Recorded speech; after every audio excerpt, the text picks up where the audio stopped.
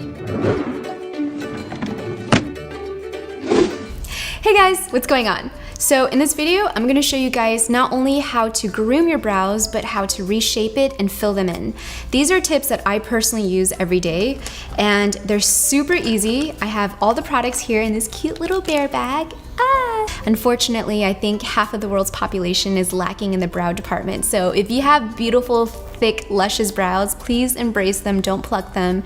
We are super jelly. If anything, we wish you guys can send us some brow hairs. I mean, donate some, please. I can use some.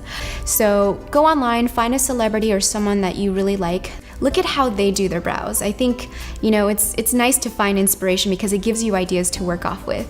And also, don't be scared to experiment. I mean, that's the whole point of makeup. You could play around with it and you can just wipe it off if you don't like it. So the first thing I like to do when it comes to reshaping my brows is brushing the brow hairs and to neatly flatten them so you can see the shape if this is something you can work with. And from there, if you want to, especially if you have really long brow hairs, they have a mind of their own and they just grow in so many different places, you can use a balm to flatten them.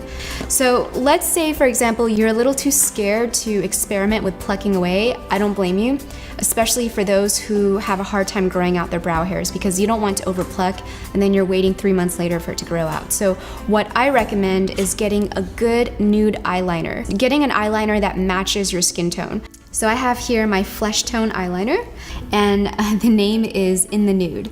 And what you want to do is use this nude eyeliner to basically correct and erase any of the stray hairs.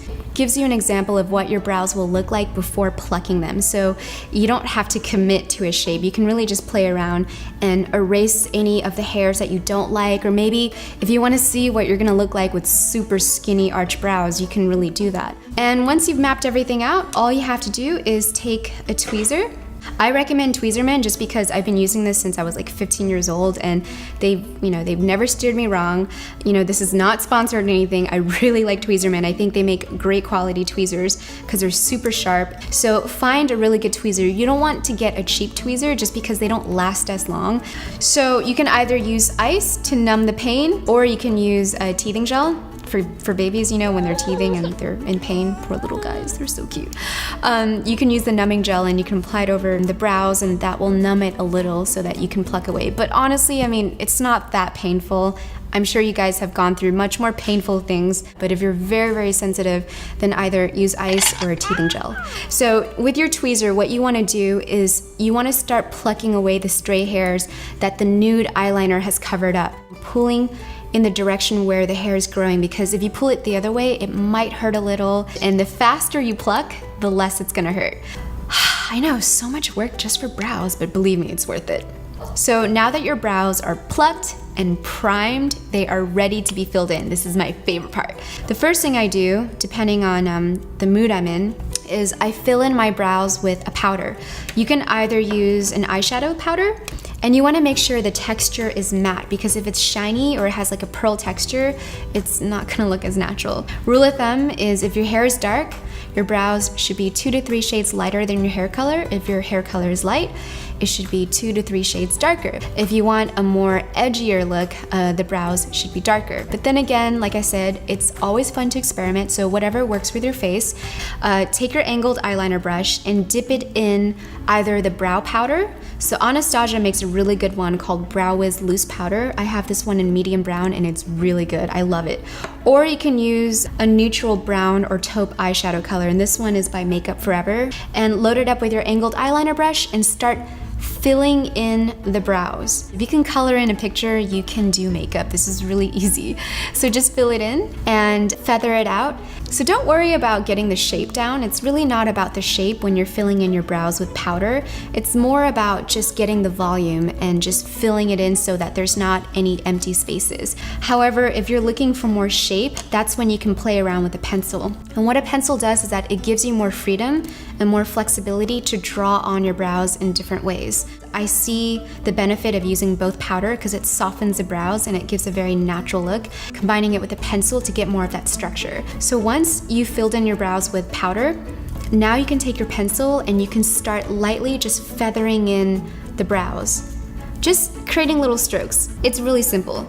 You don't have to be Da Vinci to do something like this. If you can draw a line, you can fill in your brows.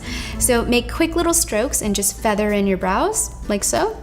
Brows are not twins, they're sisters. And I know some of you feel like they're cousins or they're stepsisters, and trust me, I have days where I feel like they're not even related.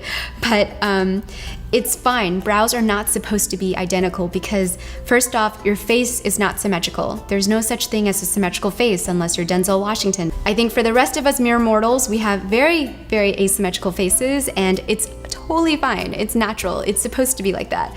In fact, I will show you a picture of my face normally, and now my face is perfectly symmetrical. It looks weird. So taking your spoolie, this is really important. The spoolie is just as important as all your other tools you have here. Take your spoolie and start brushing and combing everything out. It's gonna blend everything together, so it's gonna look more natural. It's still gonna have its structure, but it's not gonna look as drawn on. So now that you've perfected your brows and everything looks amazing and your masterpiece is on your face, usually I'm good from there. But if I wanna get really fancy schmancy, I top it off with brow gel. So there's two different types that you can get. You can get a tinted brow gel, like the one I have here by Lash M, or you can use a clear one, or again, another tinted one by Shu. Shu, in my opinion, makes the best makeup products. I love you, Shu. Rest in peace, I love you. And I think what I love most is how small the brush is. It is so small and cute and adorable. But it's so tiny and it really gets to every single part of your brows. Right now, the trend is big brows. The bigger, the better. That's what she said, seriously. The bigger, the better.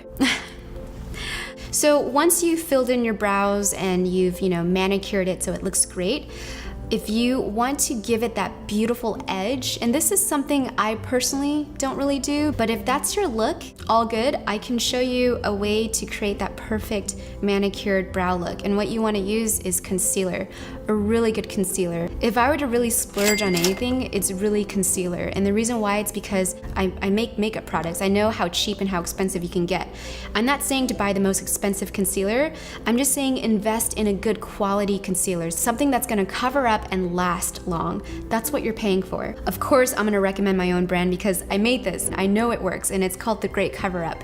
And taking a tiny little brush, just load it up and just start dabbing it over the areas where you want that sharp edge. If you're more like me and you prefer having that rugged brow look and you want something that's a little more natural and unruly, skip the concealer. You don't really need it. Embrace the strays. Yeah, so I think that's pretty much it. Celebrate how amazing your brows look by taking a bunch of selfies. There's nothing wrong with, celebrating how beautiful you are. Share your pictures with me by hashtagging MichellePhan, my name, either on Twitter and Instagram so I can find them and like them. All right, guys, that is it. Hugs and kisses.